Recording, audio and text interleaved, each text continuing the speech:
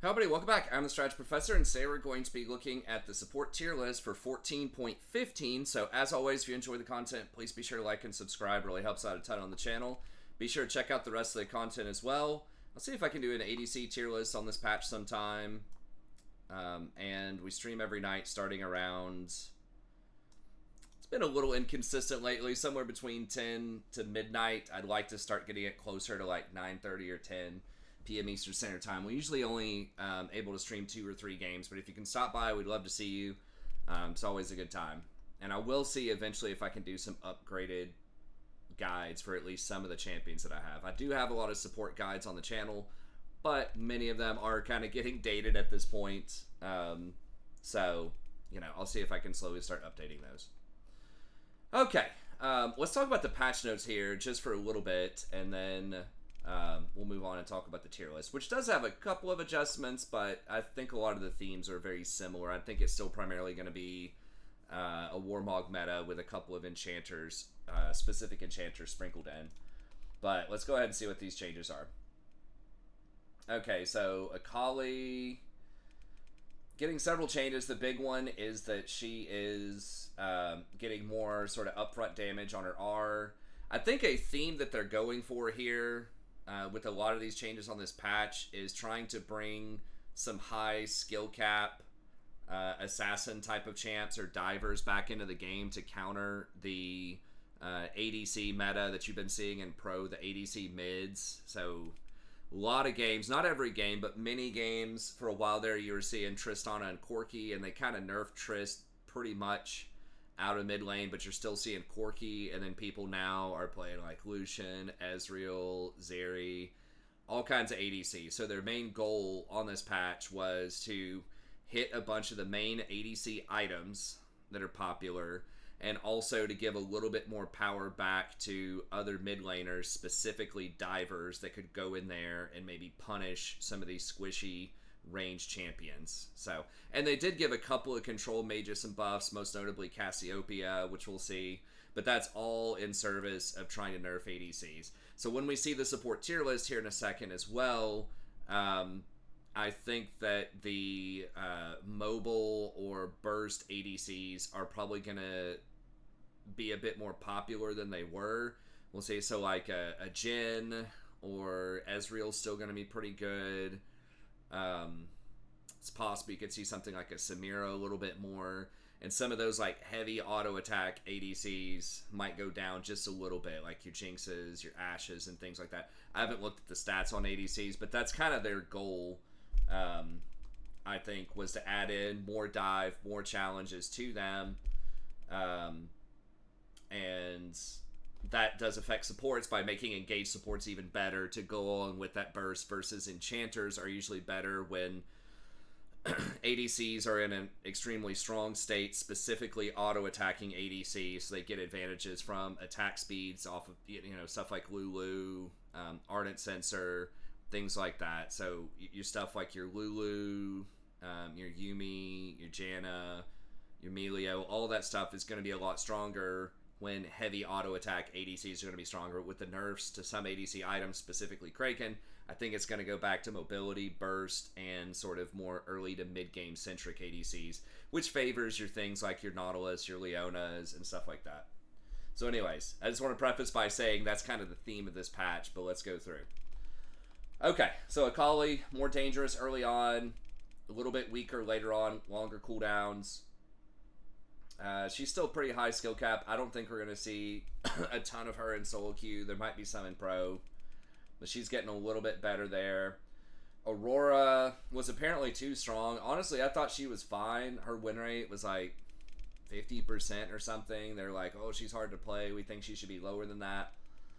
So they're nerfing her a couple of ways around, but I think that's fine. I don't think she's a real meta-defining champion. She's just kind of interesting. But I think I was seeing her having a bit more success in top lane as kind of just a sustained damage bully. But anyway, she's getting some nerfs. She'll probably still be alright.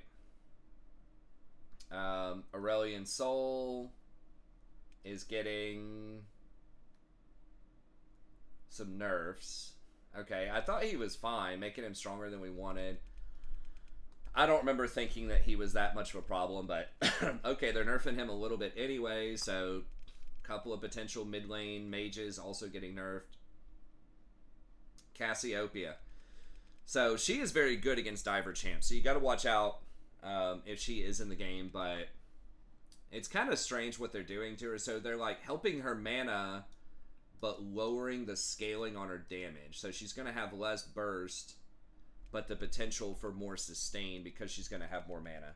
So the mana cost is down by 20 on her Q.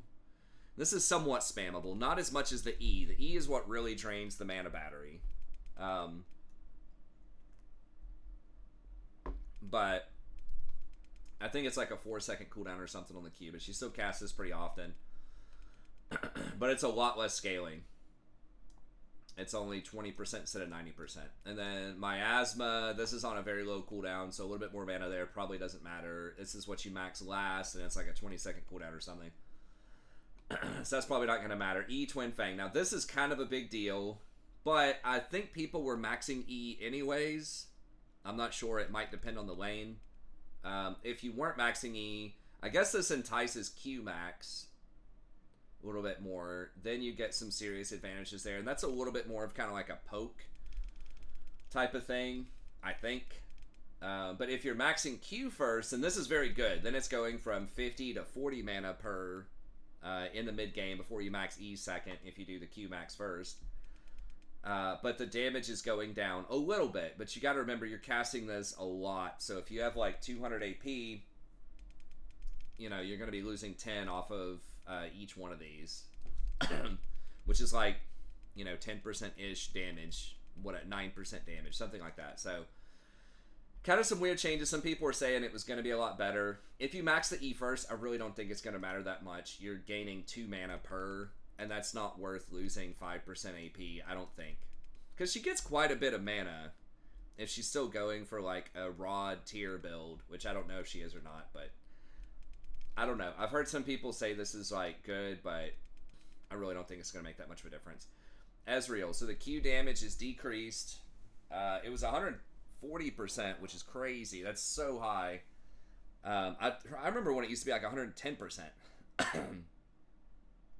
But it's going to 130%, so that is going to affect his Q, but you got to keep in mind most other ADCs also got nerfed with the itemization. So, and I don't think his items really got touched. I'll have to go down and look. I'm trying to remember all the changes, but I still think he'll be really good. Now, his win rate is probably not astounding, but this champ has felt very, very oppressive. Like, he does a lot of burst, pretty good sustained damage if you don't get a hold of him. And he's one of the better champs at dealing with, you know, a bunch of divers and stuff like that. He's got a lot of mobility built into his kit. He has the option to buy like weird things like Frozen Heart if he really needs to and still be somewhat effective. So I think he'll still be really good for people that are like somewhat proficient on him. Okay, and then Irelia getting a regen change, but you're also getting a lot of upfront health, so this might help Irelia go for more all-ins in the early game. I really haven't seen too much of her. They are buffing Death's Dance, which I think she likes that item too.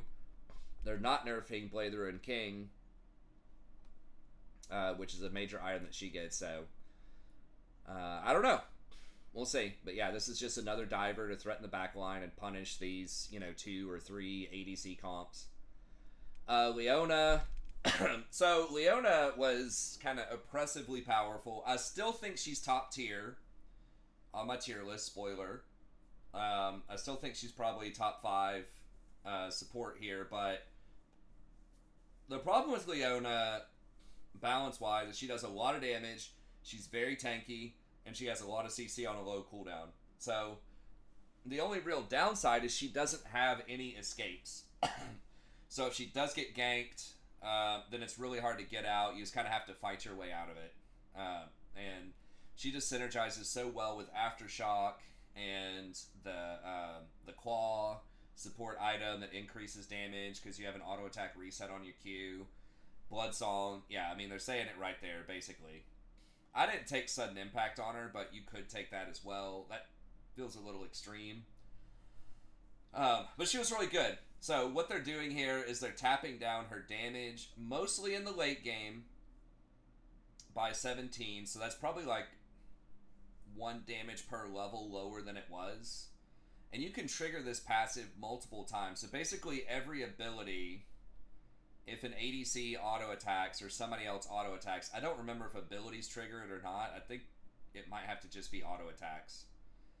But it would do this extra damage. So her abilities don't look like a lot on paper. It's like, oh, her Q does, 150 damage or whatever the number is when it's max rank. But you have to calculate in, oh, it's also doing, 70 extra damage if someone auto attacks them in there. So anyways, they're tapping down her damage a little bit. I don't think it's a ton, but it is a little bit off of the passive. And then directly on her W, which is typically what you max. And this can hit multiple targets in a team fight as well. So they're tapping that down by 20, which is pretty significant. So again, 175 doesn't look like a lot. But at level 9, this is probably at like 80 damage or something on top of that. So it's really closer to like 250 or something. So that's a lot of damage for support abilities, especially that are on a low cooldown, have a lot of CC, and this one gives you a ton of extra resistances. So, one thing that helped her rise to prominence a little bit too is that they nerfed Cleanse. I think it had an extra 30-second cooldown on it, and they nerfed Merc Treads a little bit. And they are nerfing Merc Treads again here, so it's possible we see, Leona hold serve because, yeah, they're nerfing this part of her, but they're indirectly buffing her CC. She's one of the few mainstream tanks where every single thing in her kit is cleansable and is affected by Mercury Treads. Most other champions, Rakan, Nautilus, stuff like that, other mainstream engaged champs, have some kind of knockups or displacements or just something else that also isn't affected by tenacity or cleansable. But she's one where it is. But in exchange for that, she's got all this other stuff going on. So I still think she's going to be really good. I still think she's going to be top 5. She was like 53% win rate. I think this bumped her down to 52.5. So she maybe lost 0.5%, 1% win rate, something like that. She's also the most picked. So that means that you've got a bunch of people that aren't like specialists on Leona, like auto-filled people, playing Leona. So that should drag the win rate down. So for people that are support mains that actually practice her, she's going to have a lower win rate. And in general, typically engaged champs have a lower win rate anyways because it requires a little bit more decision making and there's a lot more room for you to screw up if you don't pick your engages properly. Versus enchanters, you're just kind of buffing everybody, going with the flow, and so you're just going to take kind of the average win rate of people around you and just bump it up, 2 or 3 percentage points if you're winning. But you don't have to make that many decisions on engages, which is I don't like that. I like being able to make decisions, but in general, there's just going to be a lot more variation in how people perform, I feel like, on something like a Leona or a Nautilus than there are on enchanters. And you see that historically backed up. Enchanters almost always have a slightly higher win rate than most engaged supports, unless the engaged supports are like turbo OP. But anyways, Leona still be good. Shyvana, this champ has a high win rate, but I'm still not like, I have not seen her like completely dominate that many games, but she does have a really high win rate. It's like 54, 55%. So people are nerfing her. They're saying here, kind of like what I was just saying about supports, but like easier champions or champions where you don't have to make as many decisions about engaging, you don't have as many mechanics, should have a higher win rate than 50%, especially at lower brackets, but she was a little bit high.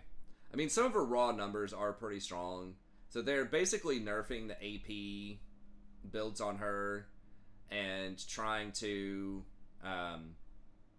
I think increase some of her AD damage if she wants to go bruiser type of stuff. So here they are increasing her base damage by 25, and they're making it 50% of your bonus AD instead of total AD. So that's a lot. So You know, a lot of them will get Spear of Shojin. I don't remember how much AD that has on, like 60 or something. Spear of Shojin, her baseline AD in the mid game is probably like 90 to 100. So it'd be 150 total AD that you'd have. So you'd be getting 60 damage there off of that. But if you change it to 50% of bonus AD, and Spear of Shojin's only 60, then you're only getting 30 damage. So that's effectively like knocking 30 damage off of that. And they're also hitting the AP ratio. So if you have 200 AP on your third item or whatever, then you're going to be losing an additional 20 damage on it. So it's a pretty big hit to her E. And that's pretty much what you do. I'm sure you guys have probably seen it. But with this build is you'll just turn into a dragon and just hang out in the back and just chuck nukes at people. Just chuck these E's at people. So anyways, the empowered damage... 100%. Okay, so it's still total AD on the empowered one. I think. Whoa, are they increasing? 70% total AD, 100% total AD. Okay, but they're knocking down the AP on it. So that seems kind of weird. Why would you increase the total AD on it? The empowered version, which is almost always what she's firing. But you're decreasing the AP, which makes sense, but you're increasing the total AD. So this is kind of... And you're increasing the base. Unless this is a typo. Or that's supposed to be bonus AD. Maybe it's a typo. I don't know. Whatever. They're nerfing the damage on it. Should probably come down a little bit, but she'll probably be okay. I don't want to spend too much time dwelling on it. But okay, Skarner getting some changes. I don't think it's going to matter. Mana cost is down a little bit, especially if he's in the jungle, which I think is where he's primarily, people want to play him now. I don't think mana cost is almost ever a big deal if you're in the jungle. Silas is interesting when he's in the meta, but I think it's a lot healthier where he has to hit his Q and he has to get like the second proc on his E, you know, stuff like that. I think the least interesting version of Silas is just where he gets to build tanky and just spam W, you know, max W and just like get ridiculous heals. But looks like that's kind of what they're buffing. So they're nerfing the chains a little bit. And the damage is a little bit lower. Okay, so that does hit his wave clear a little bit. And then Kingslayer, they're nerfing the AP on it, but they're giving it a 5% bonus health. Why are you doing this?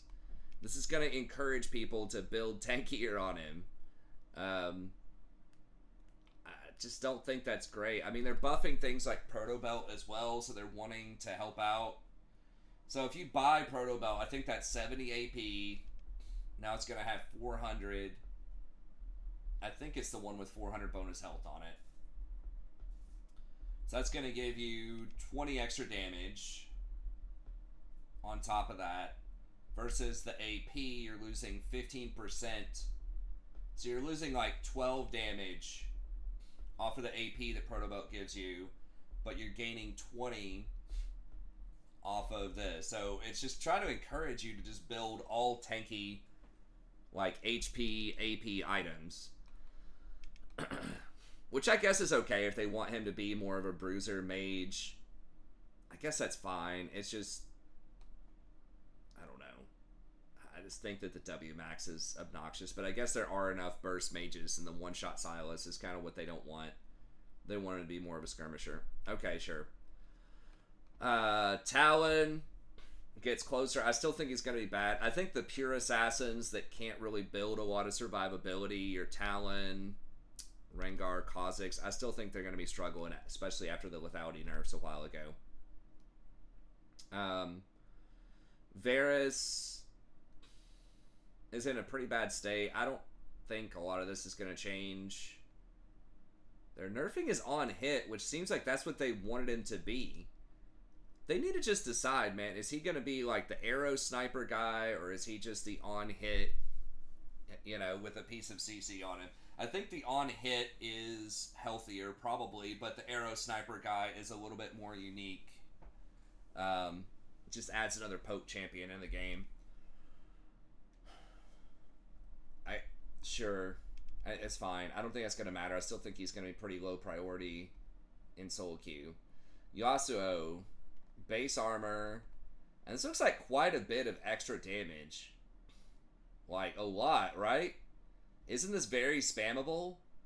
I guess you can only hit one person with it every so many seconds, but then you can dash around to a bunch of other people. So it's 30 extra damage per, and then per stack is 25 per stack. So you get 100% bonus damage. Okay, so this was dealing 200. Now it's going to deal 260 if you stack this up on the wave and then hit a person with it. That's a lot of extra damage. Is he that bad right now? I feel like I've seen him in pro fairly recently. And you almost never see this guy in pro because he's so dangerous to play. Like, he's so easy to gank. Okay. I mean, I think he also is an interesting champion, but he's very frustrating for a lot of players, especially at lower elos if he's playable. That wind wall, people just really don't know how to play around it. Or it's extremely annoying to play around it as a range champ. Okay, Yone. This guy definitely seems like he's pretty good. I've seen him play fairly frequently in pro. So, okay, he's getting 20 extra damage too. Now that Q, that's the thing that's on a really low cooldown with him, right? Like 2 seconds or something? 1 second? It's like always up. That's pretty crazy.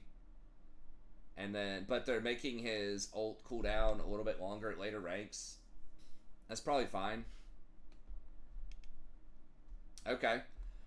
But, you know, I do think they need more champs like this that are going to counter ADCs if they're trying to get the ADCs out of top lane and mid lane, especially.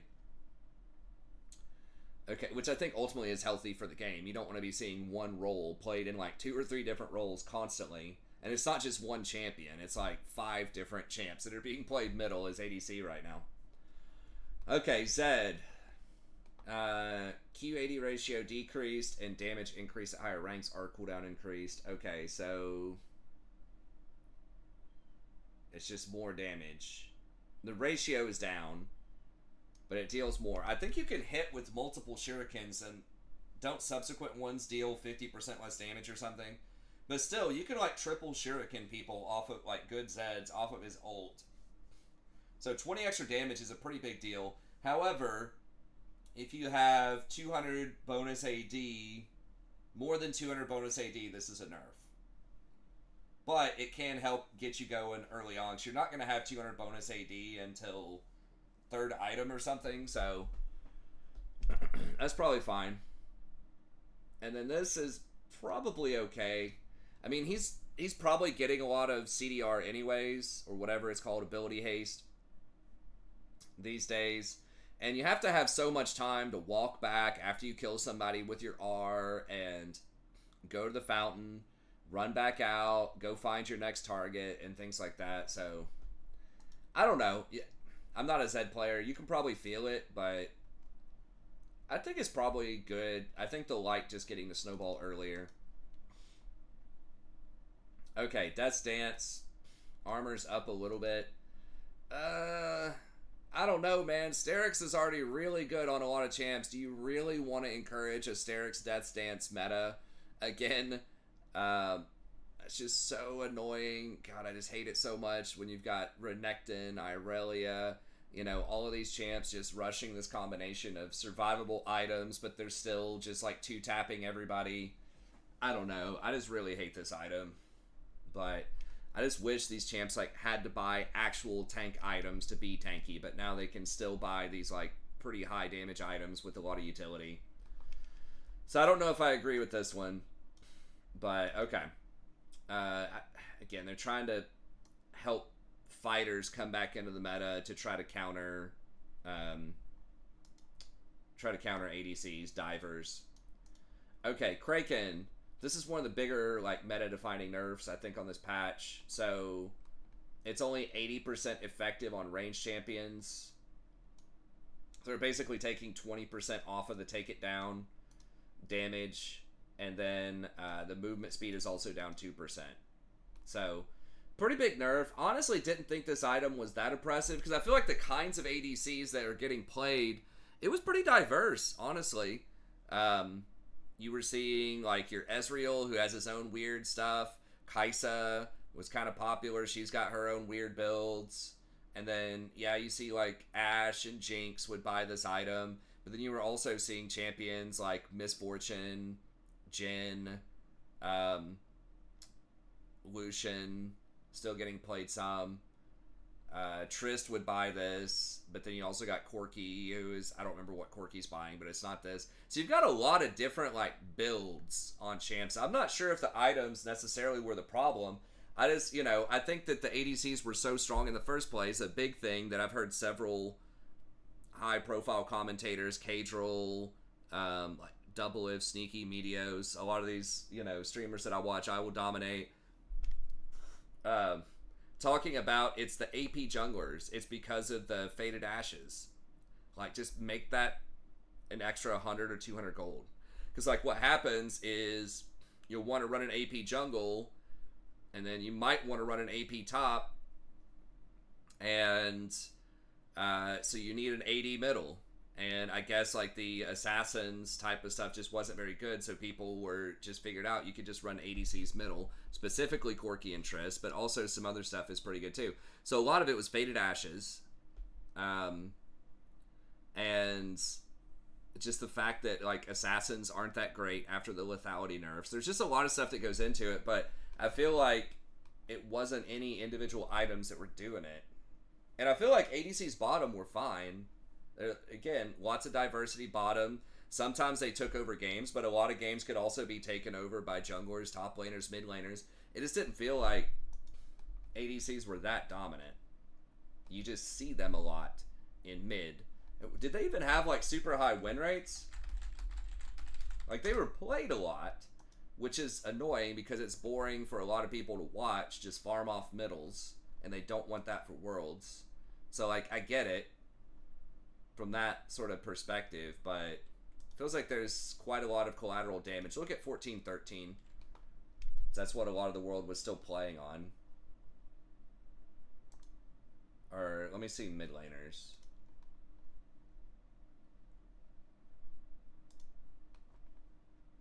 Okay, Trist had a really high win rate for the nerf on that patch. Corki was 49% though. I mean, he had 79% presence. Okay, so Trist had 95% presence with a 60% win rate. Yeah, that's a ban. But Lucian's 49%. Corki's 49%.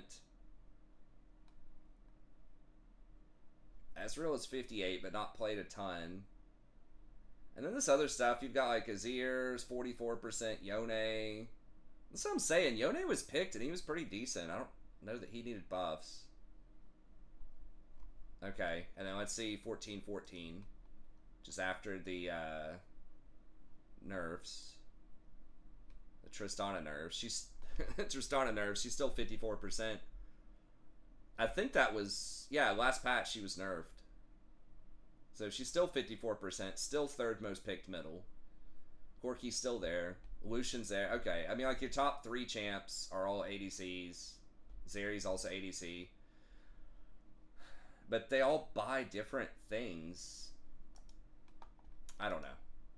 But, okay, that's what they're doing. They're doing Kraken Slayer, getting nerfed. So it'll still be playable, but it's a pretty substantial nerf. Lord Dom's penetration is down a little bit. Okay, so that's going to make tanks a little bit better. Mortal Reminder.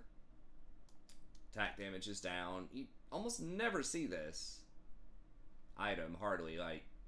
But occasionally there's some healing reduction that's going on. Static Shiv. This was an option on a lot of champs. So, like, Jhin would sometimes get this. I don't remember if Zeri... I think Zeri has moved away from this onto, like, Bloodthirster, maybe. Kaisa almost always got this.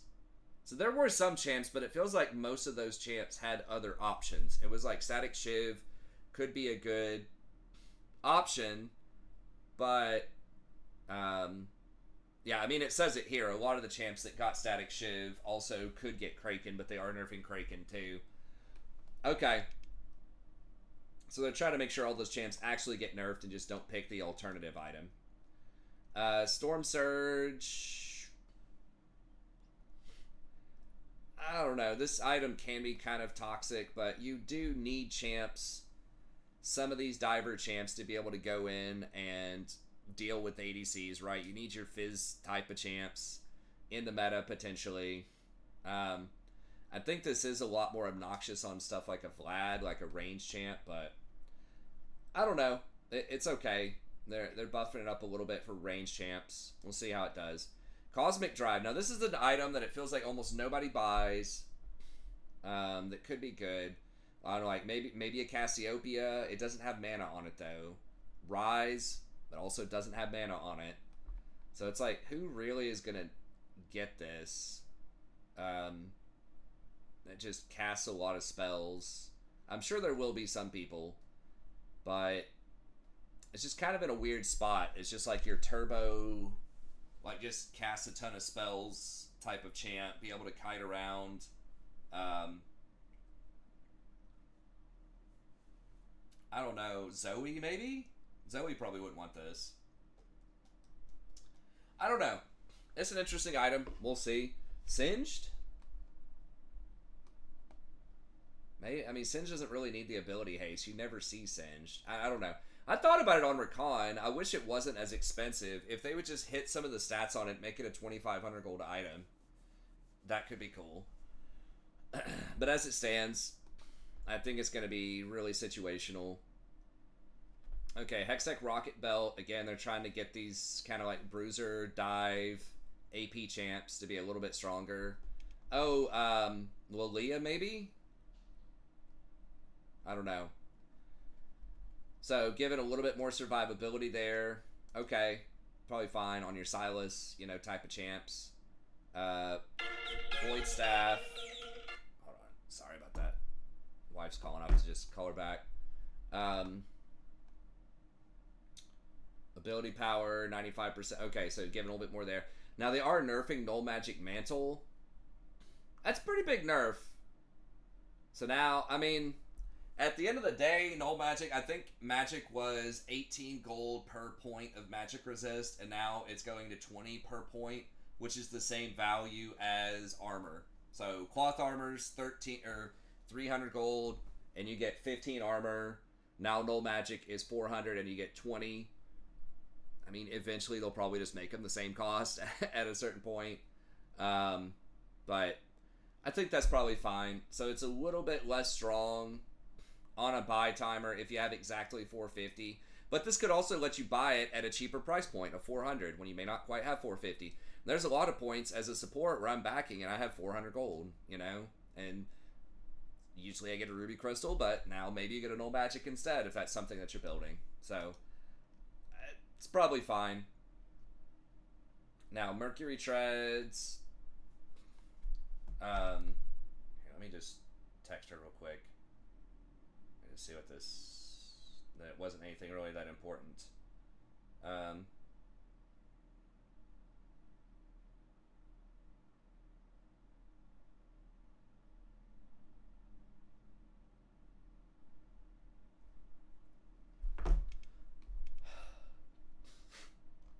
So, Merc Treads, Magic Resist is going down. So, you're losing 5 Magic Resist, and it costs 100 more gold. 1,200 gold is a lot of gold for a boot. That's a lot. And you're losing the 20 Magic Resist on it. I mean, you better get a lot of value out of that Tenacity now. So, I feel like you might see less Mercury Treads. They are really strong, but people would just get it just for the Magic Resist and boot, you know, just because you're against an AP lane.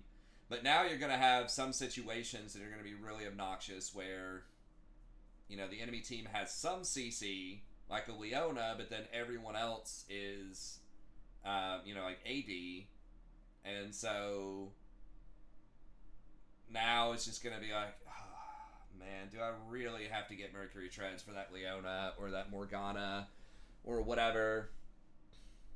Um, so this is gonna help the support engage tanks a lot of times because there will be fewer people that are getting Mercury Treads because it has a much higher opportunity cost, especially if you're one of the only pieces of CC in the game. If you're the Nautilus or the Leona and there's really not much else CC in the game and there's a lot of AD threats, you might see more and more people trying to get Tabby or just getting an offensive boot instead.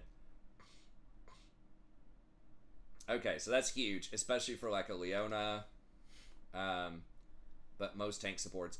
And will tank supports get this? If you're still rushing Warmogs, which I think will probably be the meta, you might consider Swiftness or Ionians here. Those are getting nerfed a little bit too, but I don't feel like it's as bad as Mercury Treads. So if you already think you're sufficiently tanky, and if you need to be more tanky, you can also get the support item upgrade that gives you the little bubble, the extra tankiness in there. So I think you can I think supports a lot of times are just going to go for the cheaper boots. 1200 is just, that's a lot. 1100 was already a lot, but now you're getting even less value for 1200. So I feel like you might see the Swiftness or the Ionians for 1000 looking a little bit better. Okay, Berserker Greaves, because a lot of supports you want that movement speed. You really have to have it because you leave lane so often, either to go roam or to set up or contest vision, or you just have to back a lot more than other roles to refill your wards. So, I would say supports probably need movement as a role more than almost anything else, but they also have the least amount of gold. So this hit on the money is really going to hit the supports, and more people are going to be opting for those greedy, squishier boots. I guess you could also say maybe that favors enchanters because they don't plan on getting hit that much anyways, and they almost always just take Ionians or Swiftness. So, there's a conversation for that. But as far as like other roles, your jungler, and especially like your top laner, your mid laner, all that kind of stuff, it's a lot less likely that they're going to be getting the Mercury Treads, I think.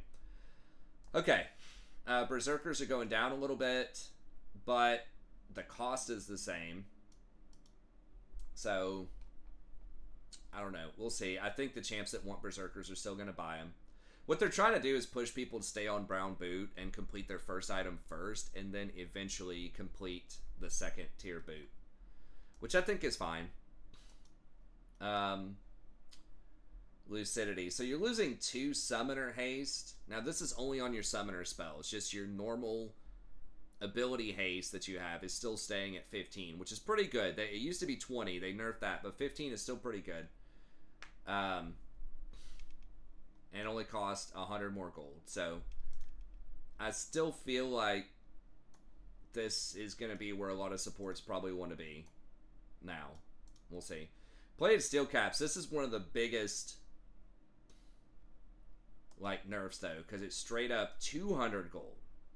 And you're only getting 2% extra on the auto attack from the plating. So not even like armor or stuff that's going to help you against abilities. It's just 2% extra block on autos. So this is a turbo nerf. I feel like most supports didn't get this anyways. Just because they're like so many of the support items that are popular have armor on them, thinking especially Knight's Vow, but also Frozen Heart to a lesser extent. So it just kind of feels like you already had more AD options potentially on the table rather than MR options for tank supports. And this is probably the most egregious one that was really obnoxious in like these AD versus AD matchups mid. People would just get tier 2 boots, your Steel Caps and your Corki versus Tristana matchup, and all of a sudden you're just like unkillable, really hard to gank you because now you've got extra movement speed in addition to your jumps and your escape. So they really wanted to crack down on this. This was the largest offender of the 80 on 80 meta, and they're saying all that right here too. So that one got hit the hardest. That'll be extremely situational as a support pickup. And now Sork Boots. It's strange they're nerfing that one because I would want to encourage more AP champions in the meta. If you're seeing too many AD champs, it feels like you wouldn't necessarily want to nerf Sork Boots. But they aren't costing that much more. And you're just losing a little bit of your early game power. But it says they are already nerfing Null Magic Mantle and Mercs, so they're trying to keep it even, which, okay, I guess that's a fair point. Swiftness just cost 100 more. This was becoming pretty popular on a lot of supports if you really run around a lot, and especially if you're going like Warmogs that are going to give you a percentage movement speed increase, or any other items that do that. Then Swiftness Boots could still be a good option. So, I don't know. A lot of supports might start going Swiftness more. I think it's going to be a lot of Swiftness and Ionians. And then Symbiotic Souls are the same. I think these boots were really underwhelming. So I think it's fine to keep those the same. It's mostly just for Split Pushers top, and even then, I don't think most people got them. Okay. Wits End. Dang, we're already... Okay, we gotta hurry up here. Wits End. Okay. A little bit better. Sure. I don't know why they're buffing this item, because this is like anti-mage, again. And good for some of those ADCs. Like Veins and... I don't know. A lot of these on-hit ADCs can get Wits End, so... That's kind of weird that they're buffing that. Now, this is pretty cool. This is a huge buff for supports that are able to get this item. It is a little bit more gold at 200, which is substantial, but now you're giving your team 30% extra shred over a much larger area. So, a lot of tanks might consider this potentially as a second item if you have one or two like heavy damage AP champs that are doing well on your team. After your Warmogs, you could maybe pick up Abyssal. So, I think that's a potentially really powerful utility item. So if you have one or two of the like AP champs on your team, you'll probably want one of these on somebody somewhere on your team. Okay, Dark Harvest, probably not going to matter. Resets down a little bit, cooldowns a little bit. I mean, this is okay for poke champs. Fleet. Now, this was really powerful and really annoying because of the movement speed. So they're nerfing the heal a little bit, but man, I would just nerf the frequency this thing is up, because it just feels like it's up like every 5 seconds or something. It's just up all the time. So it just makes it so hard to engage on like Jhin or Caitlyn or just whoever's wearing this. Just that little burst of like 1 second movement speed really does matter when you're trying to engage, especially as Rakan. But okay, so they're nerfing the heal a little bit. I don't think it's going to matter. Like, the heal is okay, but most people are picking this for that movement speed. Okay. So let's talk about the tier list, since it is a support tier list in the last 15 minutes or so here. Alright, so I went ahead and bumped Rakan back up. Is he the number one overall? I guess it's debatable. A lot of people probably say no, but I think that several of these nerfs are potentially pretty good for him, just because he is very versatile. He didn't need to get the defensive boots anyways. A lot of times, yeah, you still bought Mercury Treads, but it was mostly just because they were OP. Especially if you're going for the Warmogs build, you should be tanky enough to survive, modest CC. And you can still get Mercury Treads. It's not like they're unbuyable, right? But with Warmogs, you probably can survive a little bit more burst. I still think Warmogs is the place to be, right? You're still seeing a lot of pro players getting it. A lot of the tanks are still rushing it. It's the highest win rate, rush item on most tanks. And a lot of that is because it's almost always going to be activated or within 1 or 2 minutes of being activated when you complete it. So yeah, the number on paper looks higher. It takes 1,500 bonus health instead of 1,200 to activate it. But if you're taking, standard Resolve Tree runes, if you're taking the Overgrowth for the scaling health, and you're taking scaling health per level on your minor runes, you get your support item completed in a reasonable time frame, around 15 minutes or so, and you're rushing Warmogs. Typically, if you're level 9 when you complete it, which is the most common level, then it's not going to be completed. It's going to take, you either have to be level 10 or you have to get 1 extra ruby crystal. Now, if you have a decent amount of kills and assists, you can just get the extra ruby crystal. It just takes 2 assists-ish in order to buy an extra ruby crystal. You're going to be using the ruby crystal in your next item anyways, almost always. So it's just really not that big of a deal. Usually you can have you'll buy your Warmogs around 20 minutes or so. And you're going to have the Warmogs passive completed. If not right when you buy it, then, within 1 or 2 minutes in addition to that. So it's a very, very minor inconvenience. Some people are like, oh, you're going to have to buy an 800 gold item, a Kindle gem or something to complete it. It's like, no, you don't. It's like, worst case scenario is you buy 1 extra ruby crystal, which you were going to do anyways. So realistically, usually you have to catch either like 3 more waves of XP. It's like a minute and a half to go from level 9.5 to 10 to get it to trigger, or you just have enough gold laying around where you just buy a ruby crystal because you've got 4 assists at 20 minutes or something. Okay. So I think that's still good for him.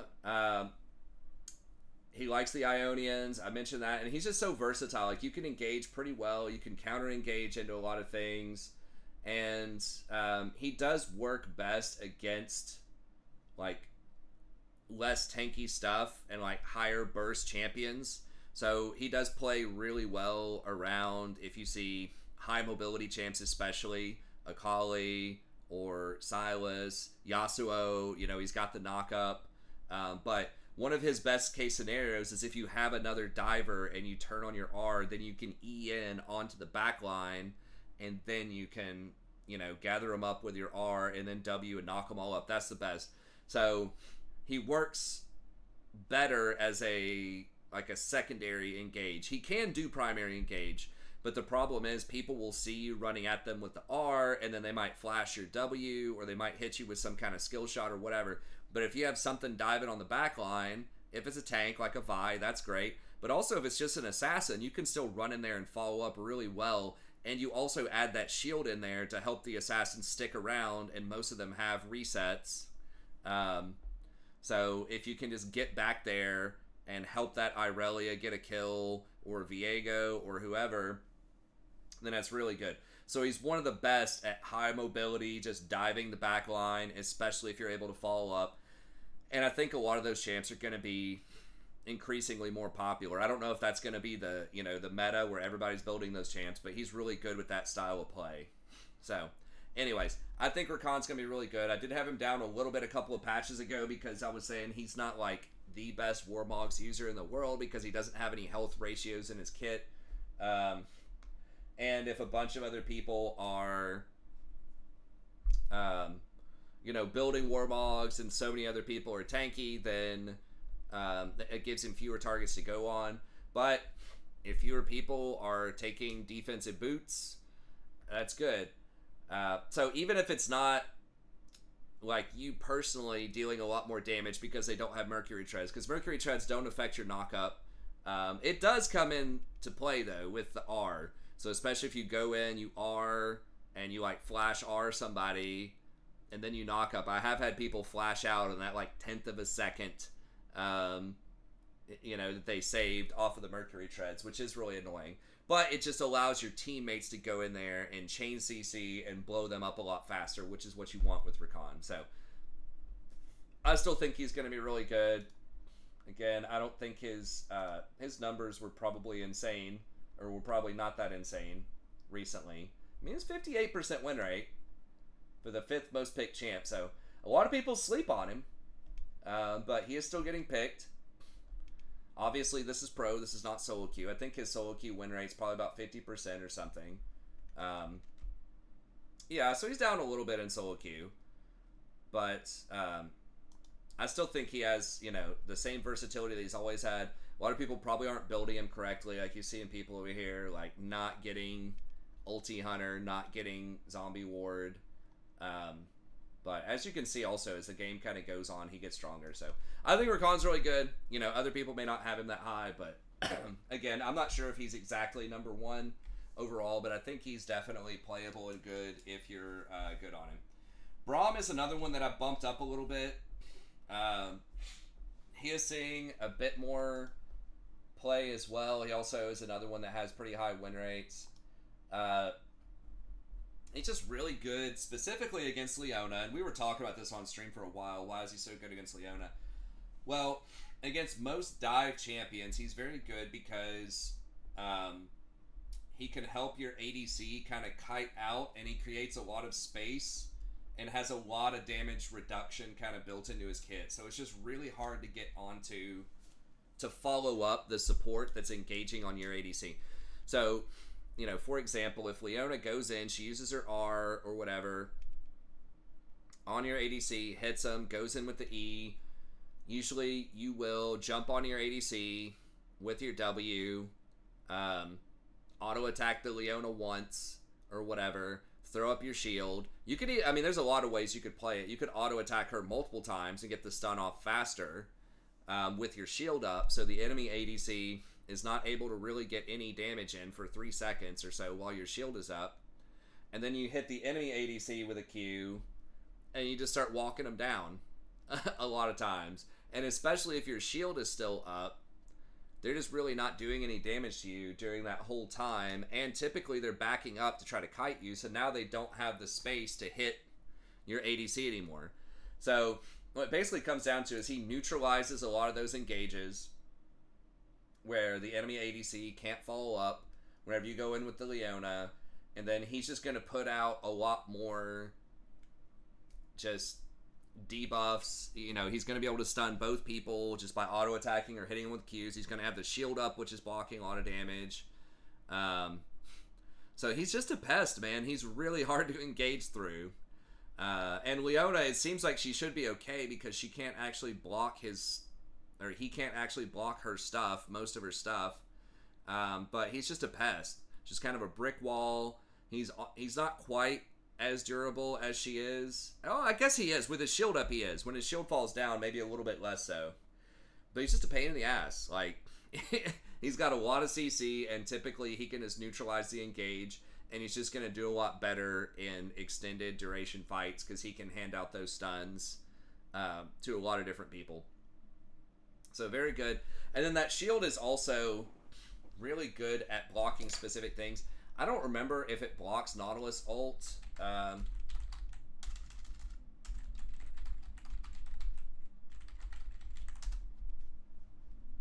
don't think it does, because it's like underground.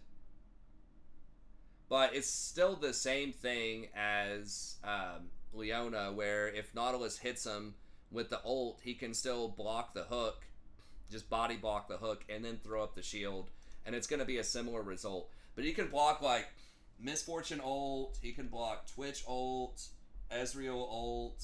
I mean, there's just a lot of champions where he neutralizes, you know, a ton of their kit. The big problem with Braum, obviously, is he doesn't have like a guaranteed like hard engage button, right? Like, you have your R that can hit people, and it does have a little knockup, but it is kind of wimpy compared to like Nautilus ult, certainly, but even Leona, it's just like not as much guaranteed lockdown.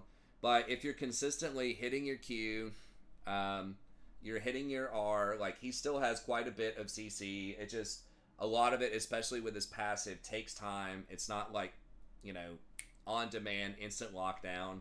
So it does take some time, but in those longer engages, he's just such a pest, and he just blocks so much damage with the E. I mean, it's basically like you're throwing a second exhaust on the ADC. Even more than that, it's like a super exhaust. If you just get in the ADC's face with that shield, they're just not doing anything for 30 seconds. And then usually you can take exhaust with him, and then after that's up, then you throw an exhaust on him.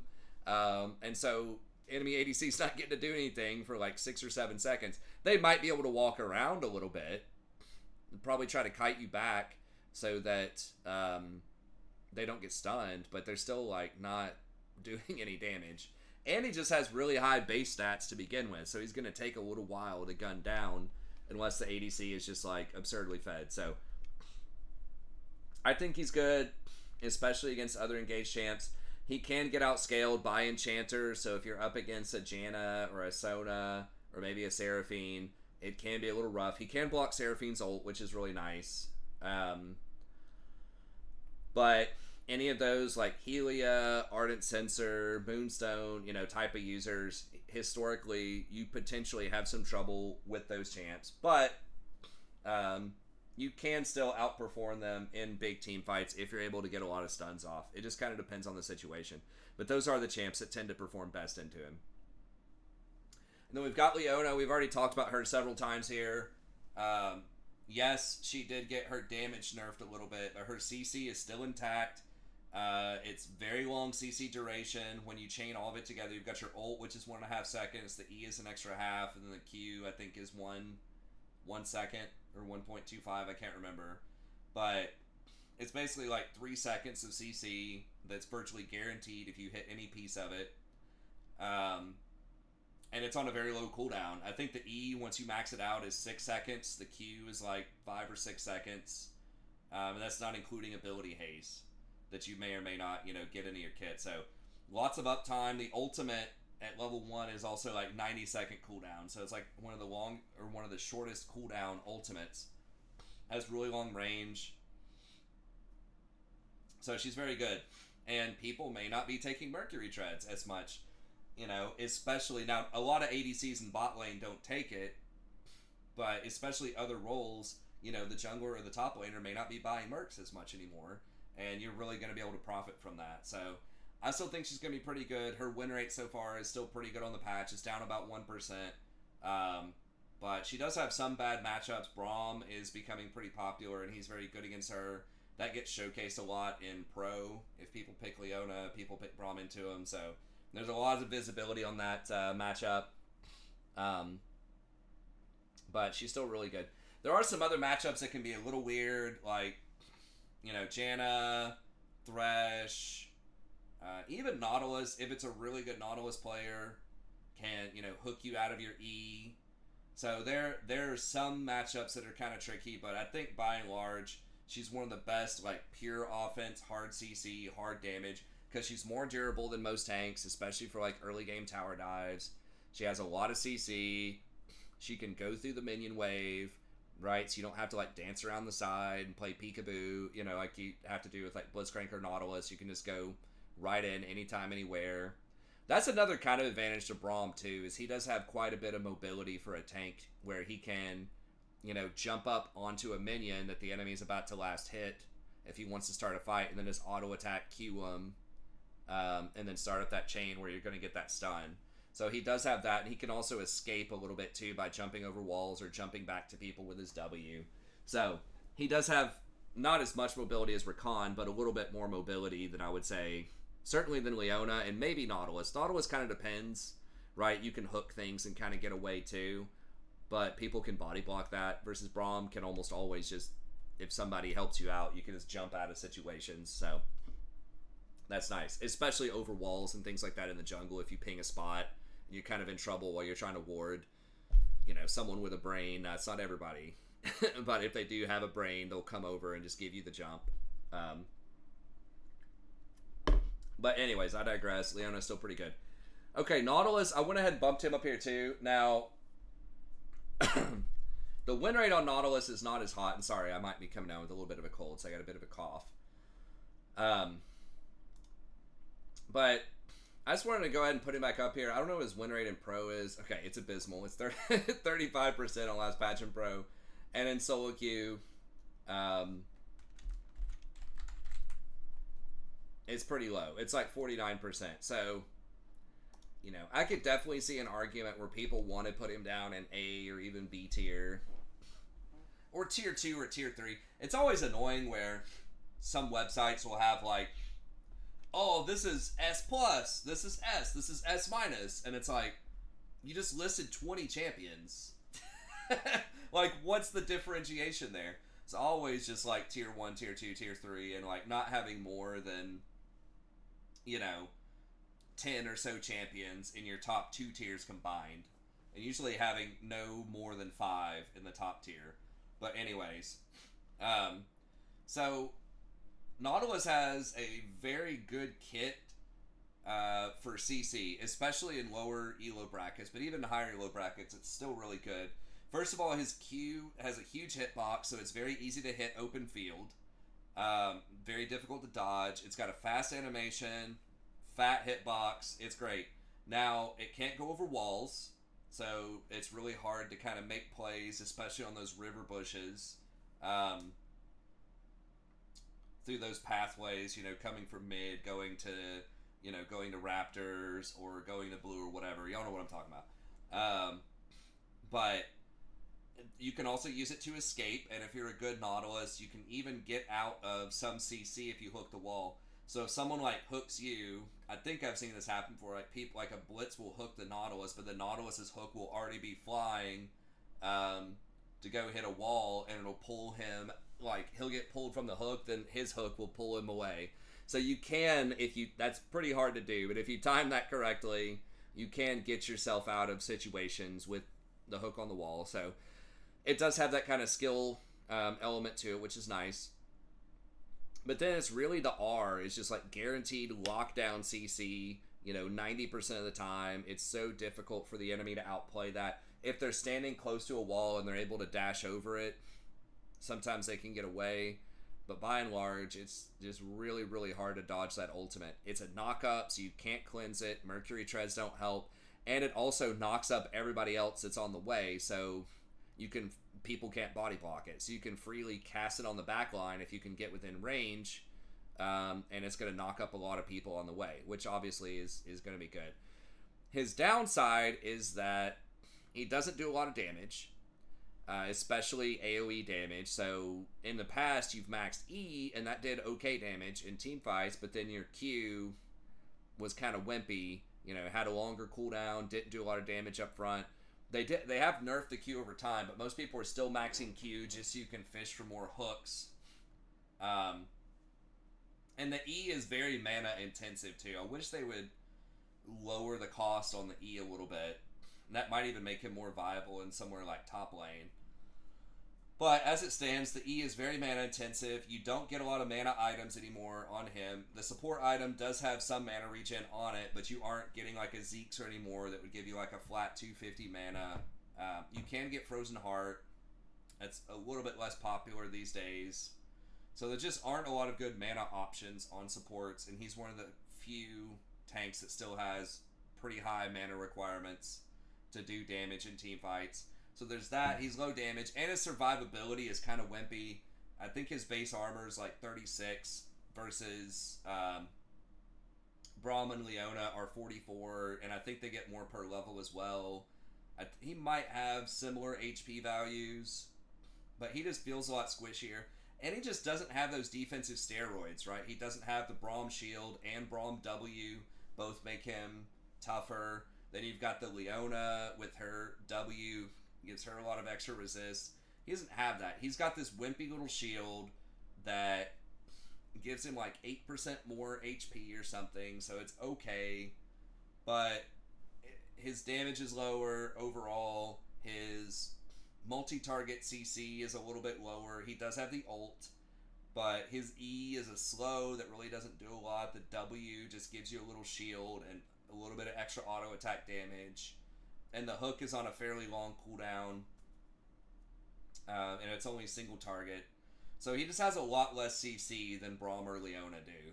So that's kind of the downside. But if you're able to run around and just constantly just cast R on people, hook them, and your team has enough damage and you just blow them up, he's great. So if you just need that, single target, virtually guaranteed lockdown, he's going to be your guy. But Braum will bust him up. I think that Leona is also pretty good into him as well, just because she does more damage, has more CC, all that kind of stuff. So he does have some kind of tough matchups out there, but can be good, especially against high mobility champs. If they're not close to a wall, stuff like Aziri or whatever, he can be pretty good at locking those down. Ezreal in ways that some of these other engaged supports might struggle with. So, I still think he's pretty good, but I wouldn't argue with someone that wanted to put him in tier 2 or even tier 3 as well. I just think that if you play him correctly, then he can be pretty good. I've had a lot of not a lot of success, but the couple of games recently that I've had where I played him pretty well, it's playing him a lot more like Thresh, where you're fishing for those hooks or whatever, or you're just trying to get in a range to hit your R, and you go in, you dump all your abilities on somebody, then you get the hell out of there. Like, do not stay in combat, or you're going to get blown up by a lot of stuff. Versus Leona, kind of wants to stick to people because her CC's coming up again quickly. She wants to, hit her W on as many people as possible. She's just cranking when she's in there. Same thing with Braum. He puts up the shield. You can get into the mix, constantly auto-attack different people, get stuns on more people, all that kind of stuff.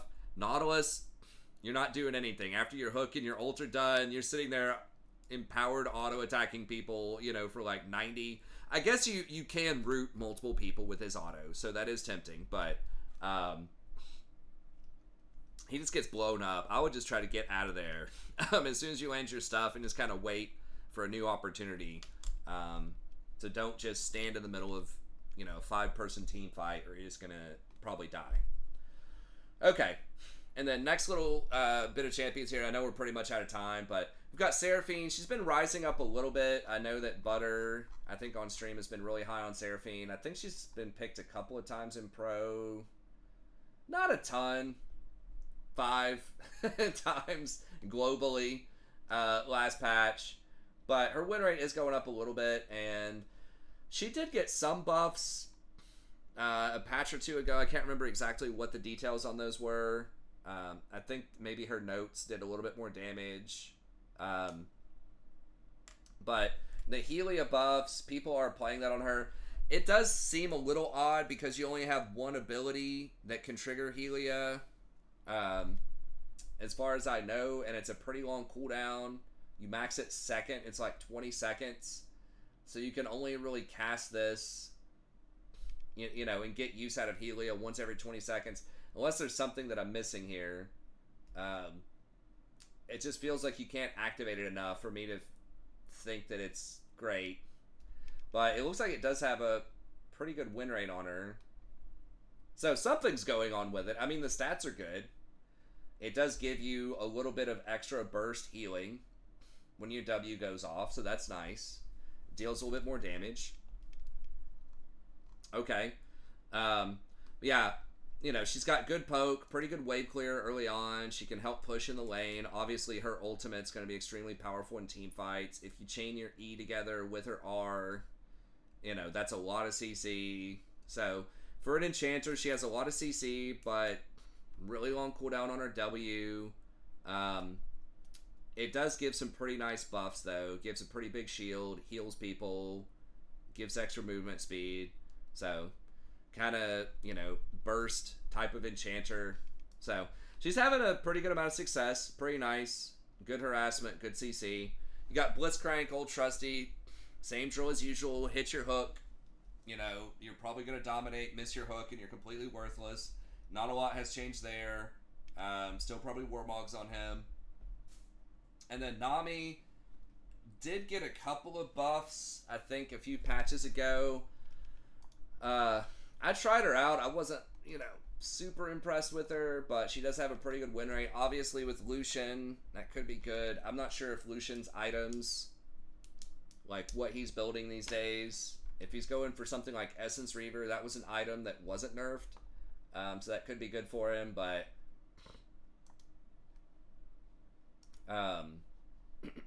she's okay. I'm not sure if she's paired with, like, who she's getting paired with these days. I think she's pretty good with Jhin as well. But overall, pretty good win rate. Looks like you can either go Mandate or Helia. Not sure which one. Looks like Mandate first. Helia has a high win rate, but more people are going Shirelia's. But Nami does apply a lot of pressure early on. She's pretty decent at peeling things. If you hit your bubble, that can be huge. Potentially multi-target, 1.5 second CC. You've got your R to disengage. Doesn't engage that well, doesn't have as high of a team fight impact, I don't think, later on in the game as a Seraphine would, but she can do a lot of damage in the early game.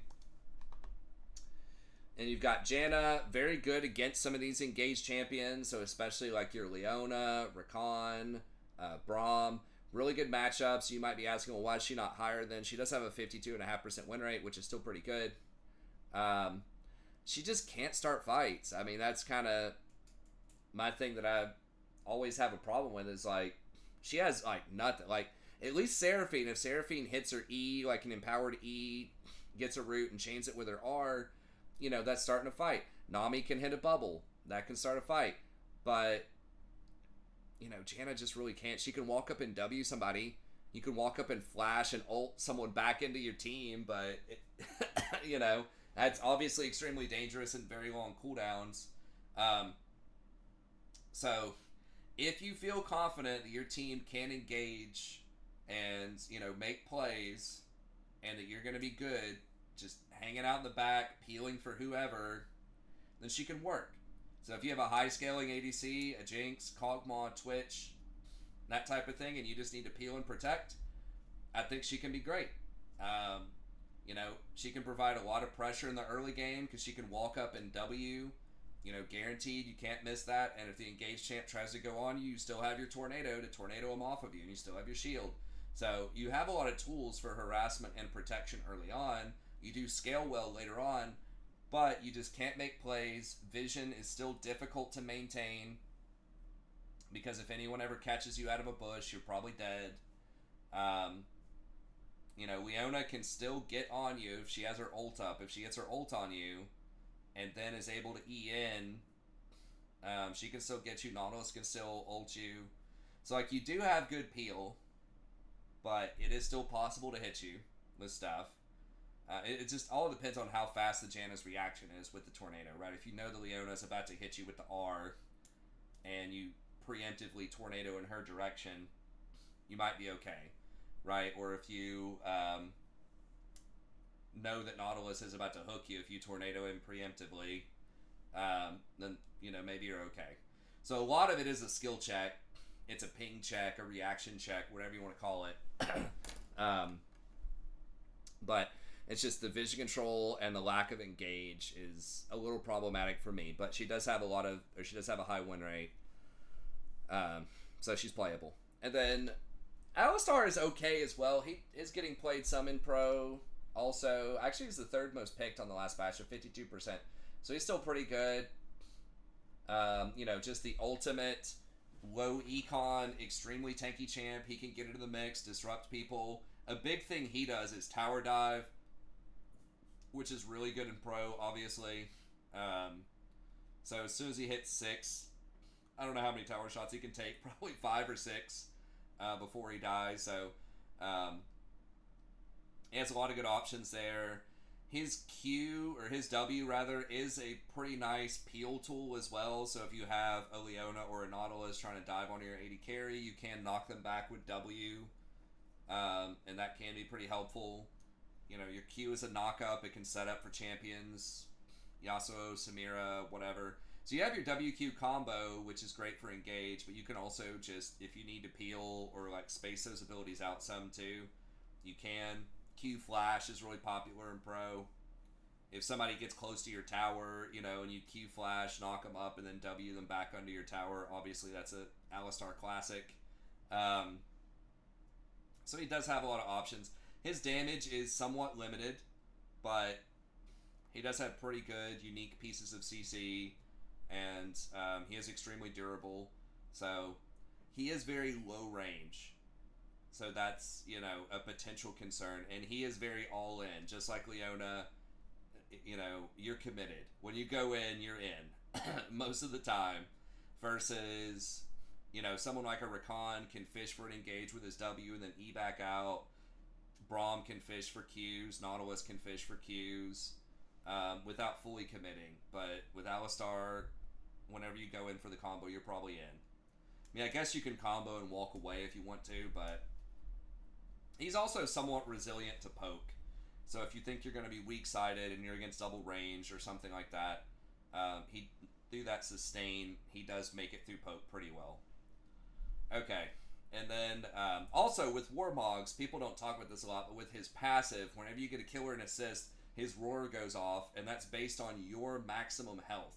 So if you have 3,000 health off of Warmogs, you're probably going to be healing everyone around you in a team fight. Whenever you get a kill or an assist, you're probably going to be healing them for like 300 or something. It's a pretty big heal.